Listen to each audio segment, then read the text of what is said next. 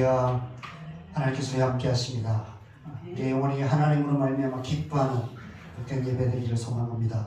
오늘 참마음 온전한 믿음이라는 제목으로 히브리서의 두 구절의 말씀을 우리가 찾아보겠습니다. 10장 22절, 12장 2절 이렇게 두 절 말씀을 우리가 함께 읽겠습니다. 우리 함께 찾으신 분 찾으시고요. 앞에 PPT를 보시면 되겠습니다.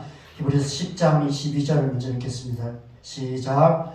우리가 마음의 뿌림을 받아 악한 양심으로부터 벗어나고 몸은 맑은 물로 씻음을 받았으니 참 마음과 온전한 믿음으로 하나님께 나아가자. 12장 2절 같이 읽겠습니다. 믿음의 주요 또 온전하게 하시는 이인 예수를 바라보자. 그는 그 앞에 있는 기쁨을 위하여 십자가를 참으사 부끄러움을 개의치 아니하시더니 하나님 보좌 우편에 앉으셨느니라. 아멘. 아멘. 여러분은 하나님을 아십니까? 하나님이 어떤 분이신지 잘 아십니까? 오늘은 여러분과 함께 하나님을 아는 것에 대해서 함께 생각해 보려 합니다. 하나님을 안다는 것이 무엇이며 우리가 어떻게 하나님을 알 수 있는지 함께 생각해 보려 합니다. 우리가 누군가를 안다는 것은 단지 겉으로 드러나는 모습만을 아는 것이 아닙니다. 그냥 그 사람에 대한 어떤 지식을 갖는 것, 그것을 안다고 말하지 않습니다. 누군가를 안다고 말할 때 이름 정도 알고 얼굴 정도 알고 오가며 인사 정도 하는 것 가지고 그 사람을 잘 안다고 할 수가 없습니다. 사람을 안다는 것은 그 사람 안에 있는 마음을 알고 그 사람의 생각을 잘 아는, 그럴 때 우리가 그 사람을 안다라고 말할 수 있습니다. 마음과 생각을 아는 것, 마음과 생각이 합해진 것, 마음 플러스 생각을 뭐라고 표현할 수 있을까요? 인격이라고 표현할 수 있습니다.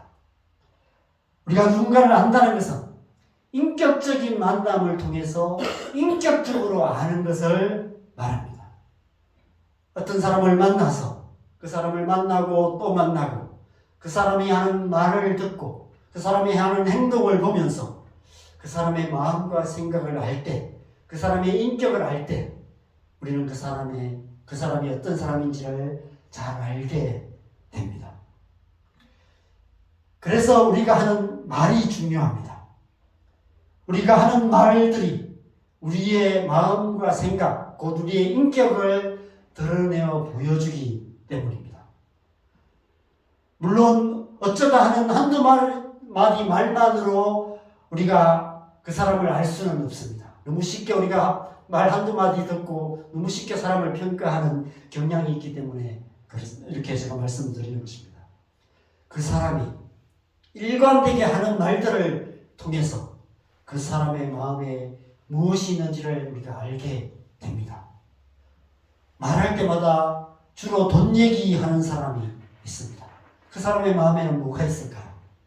만날 때마다 주식 얘기하고 부동산 얘기하고 비트코인 얘기하고 이런 얘기하는 사람들이 있습니다. 그 사람들 안에는 돈을 사랑하는 마음이 가득하겠죠. 교회에는 그런 분들이 별로 없지만 세상에는 응답 패스를 즐겨하는 사람들이 많이 있습니다. 성적인 농담을 즐겨하는 사람들이 많이 있죠. 그런 사람들 마음 안에는 뭐가 있을까요? 음란한 마음이 가득합니다. 우리가 습관적으로 하는 말, 그 말 속에 우리의 인격이 담겨져 있습니다. 그래서 우리는 말을 좀 조심해야 됩니다. 뿐만 아니라 우리가 어떤 말을 즐겨하는지, 우리가 어떤 말을 많이 하는지를 잘 살펴서 우리의 마음속에 무엇이 있는지를 잘 살펴보아야 하는 것입니다. 또한 우리는 그 사람이 하는 사소한 행동 속에서 그 사람이 어떤 사람인지를 알게 됩니다. 의식적으로 하는 행동보다는 무의식적으로 하는 행동들이 있습니다. 오히려 무의식적인 행동보다 무의식적으로 하는 행동 속에서 그 사람의 마음이 드러나게 됩니다. 다른 사람 생각하기 전에 먼저 우리 자신을 한번 생각해 봤으면 좋겠습니다. 우리가 길을 걷다가 무의식적으로 우리의 시선이 향하게 되는 곳이 있습니다. 우리의 시선이 어디를 향하는지, 우리가 어떤 소리에 더 귀를 쫑긋하게 되는지, 다른 소리는 잘 안 들리는데 그 소리는 잘 들립니다. 그런 소리가 있습니다. 우리의 손과 발이 어디를 향해서 빨리 움직이는지, 우리가 무의식적으로 반응하는 우리의 모든 행동들이 우리의 마음을 고스란히 드러내 보여줍니다. 겉으로는 그럴듯한 행동을 하고, 겉으로는 좋은 옷을 입고 그럴듯한 이름으로 우리를 포장한다 할지라도 우리의 인격은 우리가 무심코 말하는 그 말 속에, 무의식적으로 행동하는 그 행동 속에 들어있습니다. 딱 그만큼밖에 되지 않는 것입니다. 그래서 우리는 항상 우리 자신의 말과 행동을 주의 깊게 돌아보면서 우리의 마음을 새롭게 하는 은혜를 구해야 하는 것입니다. 하나님, 내가 이 정도밖에 안 되는 사람이군요. 하나님, 저를 새롭게 해주십시오. 그렇게 기도해야 하는 것입니다. 그런데 하나님을 아는 것도 마찬가지입니다. 하나님을 아는 것도, 하나님의 마음을 알고 하나님의 생각을 아는 것, 그것이 하나님을 아는 것입니다. 하나님을 잘 안다는 것은 하나님의 마음을 잘 알고, 하나님의 생각을 잘 알고, 하나님의 뜻을 잘 아는 것, 그것이 하나님을 잘 아는 것입니다. 하나님과 인격적인 만남을 통해서 하나님을 인격적으로 아는 것, 그것이 하나님을 아는 것입니다.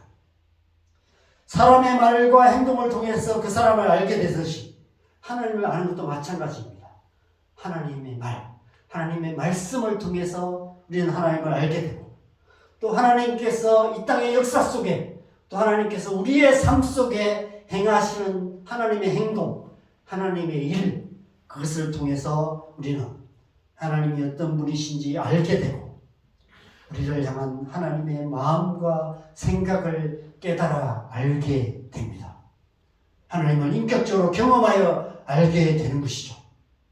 그렇게 하나님을 인격적으로 만나고 하나님을 인격적으로 알아가는 것, 그것을 다른 말로 신앙생활이라고 합니다. 만약 우리가 신앙생활이라고 나름대로 열심히 하지만 하나님을 인격적으로 알아가는 신앙생활을 하지 않는다면 그것은 신앙생활이라고 할 수 없는 것이죠. 종교생활이라고 할 수밖에 없습니다. 여러분은 지금 신앙생활을 하고 계십니까? 여러분은 지금 하나님을 인격적으로 만나고 인격적으로 알아가고 계십니까? 하나님의 마음을 점점 더 알아가고, 하나님의 뜻을 점점 더 이해해가고, 하나님이 어떤 분이신지를 날마다 알아가는 그런 신앙생활을 하고 계십니까? 저와 여러분의 신앙생활이 날마다 하나님을 인격적으로 알아가는 그런 참된 신앙생활 되기를 간절히 소망합니다. 그래서 하나님의 말씀이 중요합니다. 하나님의 말씀인 성경을 읽고 듣고 묵상하는 것이 중요합니다. 설교 시간에 설교를 잘 듣는 것도 중요합니다. 하나님의 말씀을 통해 우리는 하나님의 마음을 알 수 있고 하나님의 생각을 알 수 있기 때문입니다. 말씀 속에서 하나님을 인격적으로 만날 수 있기 때문입니다. 그런데 심각한 문제가 하나 있습니다. 이심전심이라는 말처럼 마음은 마음으로만 알 수 있습니다. 하나님의 마음도 우리의 마음으로만 알 수 있습니다. 그런데 왜 이것이 심각한 문제일까요? 그 이유는 우리의 마음이 온전하지 않기 때문입니다. 그래서 우리가 하나님의 마음을 온전히 알 수 없다는 것입니다. 하나님의 말씀을 읽어도, 하나님의 말씀을 묵상해도, 설교를 들어도 그 하나님의 마음이 우리의 마음에 와닿지 않는다는 것입니다. 여러분, 우리가 누군가를 오해하거나 누군가를 싫어하거나 누군가를 미워하면 그 사람이 아무리 좋은 말을 하고 아무리 옳은 말을 해도 귀에 안 들어옵니다. 마음에 와닿지 않아요.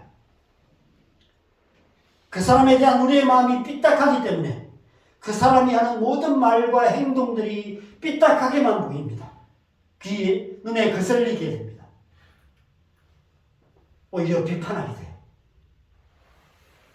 그런데 반대로 우리가 누군가를 좋아하고 호감을 갖고 그 사람에 대해서 너무 홀딱 빠져 있으면 반대의 현상이 나타납니다. 그가 하는 모든 말과 행동이 다 좋게만 보여요. 그래서 무조건 그 사람 편이 됩니다. 파수로 매주를 쓴다 해도 믿게 됩니다. 별로 웃기지도 않는 농담에도 실실 웃게 됩니다. 그런 의미에서 여러분은 저를 별로 안 좋아하시는 것 같아요. 네. 여러분, 하나님 앞에서 우리의 마음이 삐딱하면 하나님의 말씀도 하나님이 행하실 모든 일들도 다 삐딱하게만 보입니다. 왜 하나님께서 우리에게 자유의지를 주셨냐고, 왜 선악과 같은 것을 만드셔서 우리를 시험하시냐고, 왜 우리의 삶에 이렇게 힘든 일을 만드시냐고, 하나님 도대체 뭘 하고 계시냐고. 아무리 하나님을 믿으려 해도 믿어지지가 않습니다. 하나님의 말씀이 믿어지지 않고 하나님이 하시는 모든 일이 마음에 들지 않게 됩니다. 빨간색 안경을 끼고 보면 모든 것이 빨갛게 보이듯이 우리의 마음이 삐딱합니다. 성경을 아무리 읽어도 하나님의 마음을 올바로 알 수가 없습니다. 하나님의 진리의 말씀에 올바르게 반응할 수 없게 되는 것입니다. 오히려 말도 안 되는 거짓말에 더 빨리 반응하게 됩니다. 여러분, 많은 사람들이 이단에 빠지는 이유가 뭘까요? 그들의 마음이 삐딱하기 때문에 올바른 것에는 반응하지 않고 삐딱한 것에 반응하게 되는 것입니다. 자신들의 마음이 삐딱하기 때문에 삐딱한 것이 옳게 보이는 거예요. 그래서 다른 교회는 다 틀렸고 자기들만 옳다고 우기는 것입니다. 그게 이단들의 특징이에요. 요한복음 3장에서 예수님께서 바로 그것을 말씀하셨어요. 빛이 세상에 왔지만 사람들이 자기 행위가 악함으로 사람들의 마음이 삐뚤어져 있어서 빛보다 어둠을 더 사랑하는 마음으로 삐딱해져 있어서 빛을 미워하고 빛으로 오지 않고 오히려 거짓말에 더 빨리 반응하고 있다고 말씀하고 있는 것입니다. 그래서 하나님의 마음을 우리가 알 수가 없어요. 말씀을 들어도 기도를 해도 하나님의 마음이 마음 깊이 와닿지가 않아요. 우리의 마음이 온전하지 않기 때문입니다. 그런데 그보다 더 심각한 문제가 있습니다. 이 세상에 온전한 마음을 가진 자가 아무도 없다는 것입니다. 우리 모두의 마음이 다 삐딱하다는 거예요. 왜 우리의 모든 사람의 마음이 다 삐딱한 마음일 수밖에 없을까요? 두 가지 이유 때문입니다. 첫 번째 이유는 태어날 때부터 삐딱한 마음을 가지고 태어난다는 것입니다. 태초에 하나님께 범죄한 이유로 모든 사람이 다 죄인이 되었습니다. 죄악된 본성이 우리의 마음에 자리 잡기 시작하면서부터 우리는 태어나는 순간부터 삐딱한 마음을 가지고 태어나게 된다는 것입니다. 그래서 마치 곡식보다 잡초가 더 빨리 자라듯이 좋은 습관, 좋은 태도는 가르치기가 정말 어렵고 오히려 나쁜 짓을 가르치지 않아도 너무 쉽게 배웁니다. 자녀들 키우다 보면 그렇죠. 조상들로부터 대대로 물려받은 선천적인 연약함이 우리 안에 있습니다. 그것을 가지고 태어난다는 거예요. 각기 다른, 쉽게 말해서 유전적인 요인들이 있다는 것입니다. 사람마다 정도의 차이는 있지만 태어날 때부터 온전한 마음이 아니라 삐딱한 마음, 왜곡된 마음, 삐뚤어진 마음, 그런 마음을 가지고 태어난다는 것입니다. 그 누구도 예외 없이 태어날 때부터 하나님을 알지 못하는 마음의 상태로 태어나게 된다는 것입니다. 태어나자마자 어린아이가 하나님을 찬양하고 가르치지도 않아도 하나님을 알고 그런 사람이 누가 있습니까? 아무도 없어요. 그렇죠? 신앙교육하는 게 정말 어렵잖아요. 우리의 자녀들 신앙교육, 저는 목사인데도 우리의 자녀들 신앙교육하는 게 참 어렵습니다.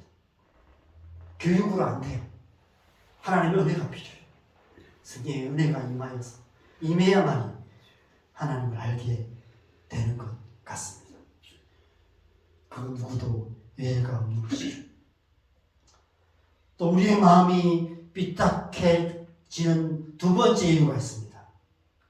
성장 과정에서 받는 상처들 때문입니다. 우리가 엄마 뱃속에 잉태되는 순간부터, 그리고 이 세상에 태어나는 순간부터, 그리고 이 세상에서 자라가는 순간순간마다 우리를 향한 부모님의 시선, 우리 주변 사람들의 시선이나 말투나 행동이나 무의식적으로 행하는 그런 어떤 부정적인 감정들, 이런 감정들, 그런 것들이 우리의 마음에 크고 작은 상처들을 남기는 것입니다. 그 상처들이 쌓이고 점점 더 깊어지면 우리의 마음은 점점 더 삐딱해져 가는 것입니다. 그래서 하나님의 말씀을 듣지만 그 말씀이 마음에 와닿지 않습니다. 하나님의 사랑이 무엇인지 머리로는 알지만, 귀로는 수없이 들었지만 마음으로 알 수가 없는 것이죠. 우리가 오늘 함께 주의 친절한 팔이 안기세라는 찬양을 함께 했습니다. 제가 제일 좋아하는 찬양 중에 하나입니다. 그런데 한때 이 찬양은 제가 제일 부르기 힘들었던 찬양이었습니다. 저는 아버지 팔에 안겨본 적이 한 번도 없습니다. 아마 아기 때는 안아주셨는지 모르겠지만 제가 기억이 나는 순간에 아버지 팔에 안겨본 적이 한 번도 없었습니다. 그 기억이 없어요.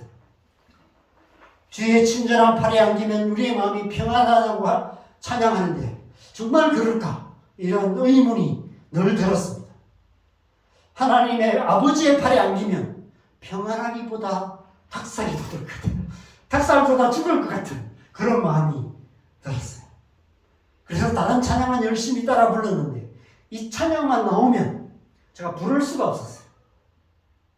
그런데 어느 순간에 이 찬양이 마음에 와닿기 시작했고 이제는 가장 좋아하는 찬양이 되었습니다. 하나님이 제 마음을 많이 이렇게 고치신 것 같아요. 그래서 이 찬양을 마음으로 볼 수 있게 하신 것이죠. 여러분, 우리가 하나님의 마음을 알기 위해서는 우리의 삐딱한 마음, 그 마음이 온전한 마음으로 변화되어야 하는 것입니다. 그래서 마음을 새롭게 함으로 변화를 받으라라고 말씀하고 계시는 것이죠. 우리의 마음이 온전해져야만이 하나님의 마음을 온전히 알 수 있게 되고 하나님을 온전히 알 수 있게 된다는 것입니다. 그래서 이사야 61장 1절에 가장 먼저 성령이 하시는 일이 바로 이 일입니다. 우리 이 말씀 같이 읽겠습니다. 시작. 주 여호와의 영이 내게 내리셨으니 이는 여호와께서 내게 기름을 부으사 가난한 자에게 아름다운 소식을 전하게 하려 하십니다. 나를 그래서 마음이 상한 자를 고치며 포로된 자에게 자유를, 갇힌 자에게 노임을 선포하며. 하나님의 영이, 성령의 기름 부으심이 가장 첫 번째 하시는 사역이 바로 마음이 상한 자를 고치시는 사역이라고 말씀하십니다. 여러분, 하나님의 구원이란 단지 우리의 죄를 씻는 것에 끝나는 것이 아닙니다. 우리의 죄를 씻는 것만을 말하는 것이 아닙니다. 하나님께서 우리의 상한 마음을 고치시고 온전하게 하시는 것까지 다 포함하는 것, 그것이 하나님의 구원인 것입니다. 전인격적인 구원, 그것이 하나님의 구원인 것이죠. 하나님은 단지 우리의 영혼만을 이렇게 달랑 건지시는 것이 아니라 하나님이 우리의 온 인격을 구원하셔서 우리를 온전하게 하시는 것입니다. 태어날 때부터 이미 삐딱한 마음을 가지고 태어났어. 이 죄악된 세상을 살아가면서 이리 채이고 저리 채이고 넘어지고 자빠지고 긁히고 상하고 죄악의 시궁창에 빠져서 만신창이가 되어 있는 우리의 마음, 우리의 인격, 우리의 속사람을 그 기가 막힌 웅덩이와 수렁에서 끌어올려 주십니다. 그 후에 가장 먼저 하시는 일이 바로 우리를 깨끗하게 씻어주시는 일이죠. 바로 예수님의 십자가의 보혈로 우리를 깨끗하게 씻어주십니다. 그런데 그것이 전부일까요? 그냥 씻어주시고만 마실까요? 그렇지 않습니다. 그 후에 온갖 상처로 가득한 우리의 상처들을 치유하여 주시고 온전하게 해 주시는 것이죠. 성령의 기름 부으심이 바로 그 일을 하시는 것입니다. 예수님께서 십자가의 보혈로 우리의 모든 더러움을 깨끗하게 씻어주시고 그 후에 우리가 성령으로 기름 부어주셔서 성령께서 우리 안에 역사하심으로 말미암아 우리의 모든 상한 것들을 고치시고 온전하게 해 주시는 것입니다. 그런 과정을 다른 말로 성화라고 말합니다. 우리를 온전하게 만들어 주신다는 것입니다. 예수 그리스도를 닮은 자로 변화시켜 주시는 것이죠. 성령의 기름 부으심이 바로 그 일을 하시는 것입니다. 상처난 우리의 마음에, 우리의 영혼에 성령의 기름을 바르셔서 치유해 주시는 것입니다. 오늘날 같으면 구시린, 마데카솔 이런 걸 발라서 데일밴드 붙이시고 이렇게 깨끗하게 고쳐 주시는 것 같습니다. 여러분, 가벼운 상처, 그런 상처는 집에서 가정상비약으로 치유할 수 있듯이 우리의 마음의 가벼운 상처들은 우리가 조용히 혼자 기도하고 또 예배드리고 또 주변 사람들의 따뜻한 말, 사람들과 나눌 때 그 따뜻한 위로의 말을 통해서 충분히 치유될 수 있습니다. 그래서 우리가 서로 좀 상처받은 마음이 있을 때 서로 나누고 서로를 위해서 기도하는 게 굉장히 중요합니다. 그런데 그런 가벼운 상처라도 제때 치유하지 않으면 점점 더 그것이 골마지고 덧나고 해서 나중에 그것이 큰 상처가 되어지고 나중에 작은 상처가 가만두면 그게 파상풍이 되기도 하고 그죠? 굶어서 썩어서 다리를 절단하게 되는 그런 일들도 생기게 됩니다. 슬기로운 의사생활이라는 어떤 드라마를 보면 그런 장면이 나와요. 여주인공인 의사 한 사람이 있는데 너무 무표정하고 약하고 가냘프고 약해 빠져 보여서 남자 주인공이 별로 탐탁지 않게 생각했어요. 그런데 어느 날 응급실에 한 환자가 실려왔는데 다친 다리를 그냥 방치하고 있어서 그 다리가 덧나서 그 다리에 구더기가 가득한 그런 상태로 실려왔습니다. 그래서 다른 의사들과 간호사들이 너무 징그러워서 가까이 가지 못해요.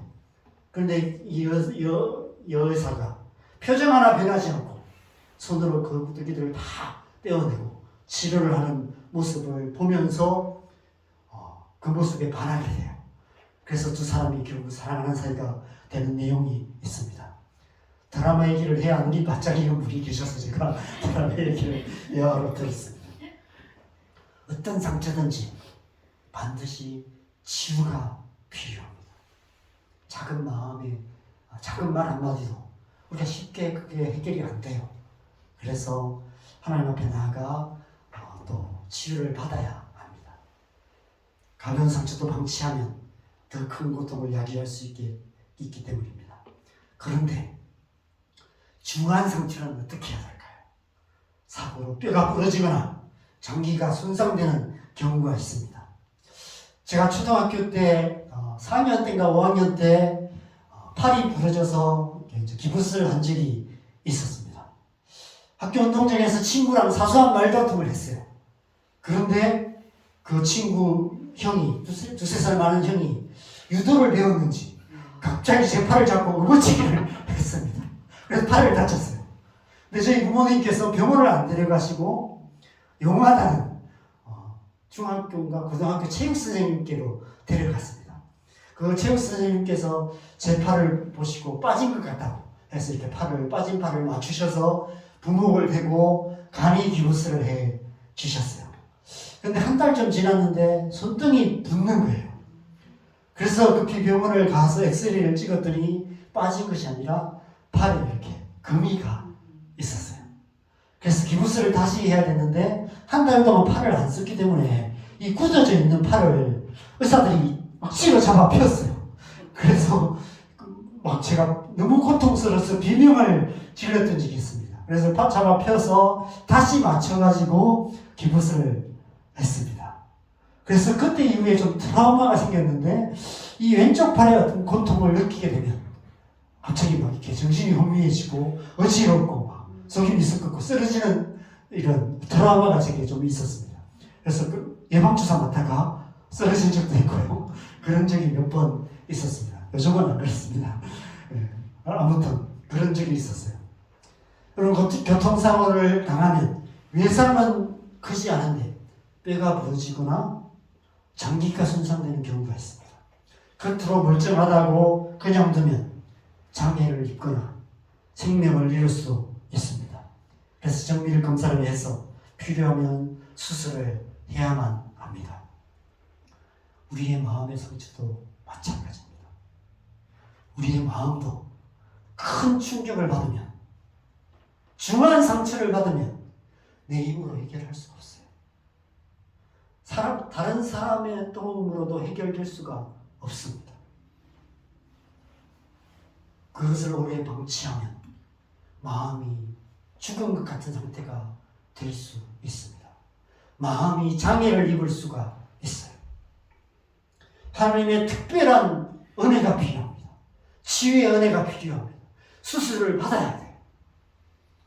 성령의 은사를 통해서 역사하시는 하나님의 은혜가, 치유의 은혜가 필요한 거예요. 언제 어떻게 그런 하나님의 치유의 은혜가 일어날까요?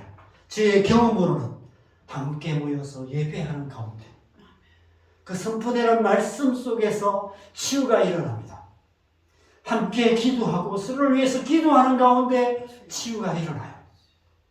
찬양하는 가운데 치유가 일어납니다. 하나님께서 우리의 상한 마음을 고치시고 성령의 은혜가 역사하셔서 우리를 온전케 하시는 은혜가 예배 가운데 있어요. 시간 관계상 제가 자세하게 얘기할 수는 없지만 제가 주님을 인격적으로 만나고 하나님의 그 치유의 은혜 가운데 들어가기 시작하면서 성령의 은혜로 살아가면서 어느 날부터 하나님께서 제 마음의 상처들을 치유하시는 때가 있었습니다. 그래서 예배할 때마다 많이 울었어요. 말씀 듣다가도 울고 기도하다가도 울고 특별히 저는 찬양하면서 많이 울었던 것 같습니다. 서울에서 사역할 때 서울 화요 모임을 많이 다녔습니다. 화요 모임을 가면 찬양할 때마다 울었던 것 같아요. 어느 날은 다 일어나서 1시간씩 찬양하는데 저 혼자 엎드려서 1시간 내내 울다가만 온 적도 있었습니다. 언젠가 한 번은 내적 치유를 위한 세미나가 있어서 내적 치유 세미나가 있었는데 2박 3일인가 3박 4일을 어느 수양관에 가서 하는 세미나였습니다. 그래서 저보고 조장으로 섬겨달라고 해서 제가 조장으로 섬기기 위해서 그 수련회에 갔습니다. 제가 수련회에 가면서 이번도 내적 치유 세미나를 통해서 내 안의 상처를 좀 더 깊이 치유하고 싶다, 이런 사모하는 마음이 있어서 제가 그 조장으로 가서 섬겼습니다. 그래서 그 수련을 통해서 하나님께서 저분들의 마음을 만지시고 그 상처들이 치유되고 하는 모습들을 보면서 저 은혜를 많이 누렸습니다. 그런데 정작 제 마음속에는 아무 일도 일어나지 않는 거예요. 그래서 좀 실망을 했어요. 그래서 실망하는 마음을 가지고 이제 돌아오는데, 돌아오는 차 안에서 갑자기 하나님께서 제 마음을 만지셨어요. 2시간 동안 차 타고 오는 내내 제가 옆 사람에게 안 들키고 창에 기대어서 이렇게 손을 가리고 2시간 내내 울면서 왔던 기억이 납니다. 그때부터 시작해서 하나님께서 가끔씩 예배 가운데 하나님 제 마음을 만지셨어요. 제가 남산교회 사역할 때도 금요 기도회를 너무 좋아했는데 금요 기도회 찬양하다가 갑자기 하나님이 제 마음 깊은 곳에, 더 깊은 곳에 있던 저도 알지 못했던 어떤 부분을 탁 만지실 때 제 깊은 곳에서 이렇게 눈물이 쏟아져 나와요. 막 깊은 아픔이 쏟아나올 저는 그런 애들이 종종 있었습니다. 여러분, 어떤 고통이든 어떤 상처든 어떤 병이든 치료하는데 오랜 시간이 걸려요. 몇 년이 걸리기도 하고요. 어떤 질병, 당뇨나 고혈압 같은 경우는 평생 약을 먹어야 되는 그런 경우도 있습니다. 우리의 마음도 마찬가지. 우리의 마음의 상처, 중한 상처, 오래된 상처 있는 상처일수록 그것이 치유되는데 더 오랜 시간이 필요해요. 오랜 시간 하나님 앞에 나아가고 더 깊이 나아가고 하나님 앞에 더 가까이 나아가면 나아갈수록 내 안에 더 깊이 있던 그 상처들까지, 그 아픔들까지, 그 어둠들까지 드러나고 치유해 주시는 그런 은혜가 있는 것이죠. 단번에 치유되지 않습니다. 죄로 더러워져 있는 마음은 예수 그리스도의 보혈로 단번에 씻어 깨끗하게 됩니다. 그러나 우리의 마음의 상처를 치유하는 일은, 온전케 되는 일은 오랜 시간이 걸립니다. 이 세상 사는 평생의 삶에 걸쳐서 이루어지는 하나님의 치유의 은혜가 필요한 것이죠. 치유의 손길이 우리의 삐딱한 마음을 바로 잡아주시고 우리의 상한 마음을 치유하시고 우리의 마음을 온전하게 하심으로 하나님을 아는 자가 되게 하시는 것이죠. 성화시켜 주시는 것입니다. 하나님의 구원에는 바로 이 성화의 과정이 포함되어 있는 것입니다. 여러분, 그래서 우리에게 날마다 은혜가 필요합니다. 날마다 성령의 은혜가 필요한 거예요. 진리의 말씀으로 우리의 삐딱한 마음을 바로 잡아주시고 하나님의 치유의 손길로 우리의 상한 마음, 병든 마음을 치유하여 주셔서 온전하게 해주시는 성령의 기름 부으심이 우리에게 필요한 것입니다. 예수님께서 이 땅에 계실 때 행하셨던 모든 사역들이 바로 그런 사역들이었습니다. 여러분, 소경의 눈을 뜨게 하시고 보게 하시고 귀머거리의 귀를 열어서 듣게 하신 것처럼 성령님께서 우리 마음의 어두운 눈을 열어주시고 귀를 열어주셔서 하나님의 영광을 보게 하시고 하나님의 음성을 듣게 해 주십니다. 손 마른 자, 절름발이, 안전병이, 중풍병자를 고치신 것처럼 연약하고 무기력한 우리의 마음을 고쳐주십니다. 강건하게 해주십니다. 그래서 하나님을 향해 달려갈 수 있게 해주십니다. 문둥병자를 치유하신 것처럼 무감각해져 있는, 아무런 감각이 없는, 불쌍한 사람을 봐도 아무런 감각이 없고 하나님의 말씀을 들어도 아무런 감각이 없는 그런 눈동병자 같은 우리의 마음을 고치셔서 민감하게 해주시고 하나님의 음성에 민감하게 반응할 수 있게 해주십니다. 귀신 들린 자를 온전하게 하신 것처럼 중독적인 습관에 사로잡혀 있는 우리의 마음을 자유롭게 해주십니다. 죽은 나사로를 살리실 것이 완전히 죽어버린 것 같은 우리의 마음을 다시 살려주시는 것입니다. 이게 에스겔서 36장 26절이 바로 그것을 약속하고 계십니다. 같이 읽겠습니다. 시작. 또 새 영을 너희 속에 두고 새 마음을 너희에게 주되 너희 육신에서 굳은 마음을 제거하고 부드러운 마음을 줄 것이며 성령의 기름 부으심으로 우리의 마음을 새롭게 해 주실 거라고 약속하셨습니다. 우리의 굳은 마음을 제거하시고 우리 안에 부드러운 마음, 새 마음을 주실 거라고 약속해 주셨습니다. 그 일을 우리 안에 하고 계시는 것이죠. 여러분, 하나님은 우리의 모든 연약함을 고치시는 분이십니다. 태어날 때부터 유전적으로 물려받은 연약함까지도 고쳐주시는 분이십니다. 기억조차 못하던 어린 시절의 상한 마음도 능히 고치시는 분이십니다.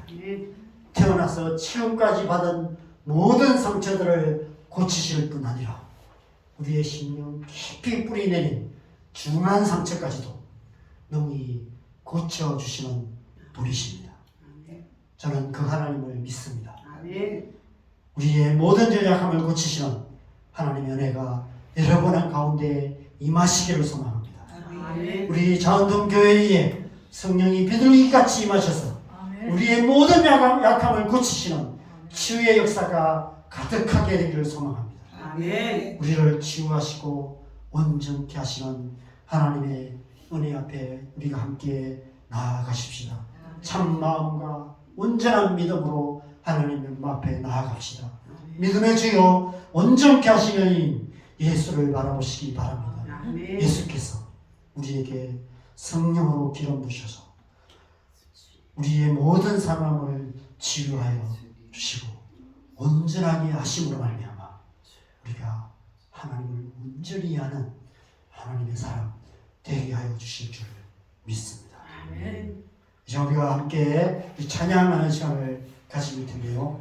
이 시간 유튜브로 우리가 마음이 상한 자를 고치시는 하나님, 이 하나님과 함께 찬양하는 시간을 가지려고 합니다. 그래서 하나님의 은혜 앞에 우리가 함께 나아가려고 합니다. 우리를 온전하게 하시는 그 주님 앞에 우리의 상한 마음을 고쳐주시도록 기도합시다. 성령으로 기름 부으셔서 우리의 마음을 고치시고 우리의 마음을 온전케 해주시도록 함께 기도하며 나아갔으면 좋겠습니다. 또한 우리에게 성령으로 기름 부어주셔서 우리를 통해서 또 우리 주변에 상처 입은 자들을 치유하는 은혜가 있도록 기도합시다. 이 땅의 교회들을 통해 성령의 치유의 역사가 일어나도록 또 우리의 자원동교회가 이 땅을 치유하는 교회 되도록 우리의 예배 가운데 기도 가운데 말씀 가운데 기름 부어주셔서 치유하시고 자유케 하시고 온전케 하시는 성령의 역사가 충만하도록 그래서 자유와 은혜의 공동체가 될 수 있도록 우리가 함께 우리 찬양하면서 기도하시고 또 우리 찬양하는 후에 함께 좀 기도하는 시간을 가지려고 합니다.